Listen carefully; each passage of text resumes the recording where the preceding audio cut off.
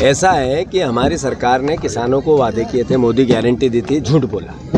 जिस तरीके से 97% किसान अगर कर्ज में हैं तो अल्टीमेटली 20 साल का वो मुख्यमंत्री जो किसान का बेटा बन रहा था उसने उनको धोखा दिया।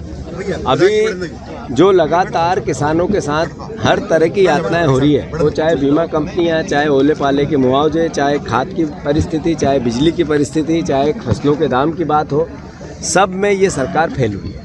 तो मैं मानता हूं कि हमारा किसान कांग्रेस का जो संगठन है, हमारे धर्मेंद्र जी, हमारे रंजीत जी पूरे प्रदेश में जन जागरण यात्रा, किसानों से बात करके, संवाद करके, उनकी समस्याएं सुनकर फिर एक रिपोर्ट बनाएंगे और उस रिपोर्ट के आधार पर हम आगे का कांग्रेस पार्टी की जब सरकार बनेगी तो किसानों के हित में हम क्या कर सकते हैं उसको मैंने बोला। आगे आने वाली सरकार किसी भी प्रकार से किसानों की सरकार होगी तो स्वाभाविक है, मेरे जब ये बोलता हूँ किसान की सरकार होगी तो किसान के हिसाब से हम निर्णय लेंगे।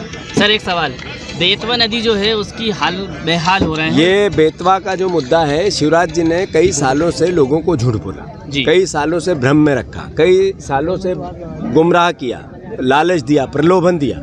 और स्थिति ये है, कांग्रेस की सरकार बनेगी, हम किसानों के, आम जनों के आधार पर बेतवा नदी के मुद्दे का समाधान करें। सर कैसे केंद्रीय मंत्री खुद यहाँ पर शिवराज सिंह चौहान की ये संसदीय क्षेत्र है, किसानों का हाल बद से बदतर है, उनको लेकर क्या कहे, उन तक कोई आवाज पहुंचे? नहीं, मैं बोल चुका हूँ कि बुधनी में अगर हम 1,46,000 के वोट पे 12,000 लाए थे तो वो किसानों की तो वोट थे। तो शिवराज सिंह चौहान पूरे देश में कितने भी भाषण दे, उनकी कॉन्स्टिट्यूंसी में लोगों को पता चल गया है कि हमारा जनप्रतिनिधि सबसे झूठा।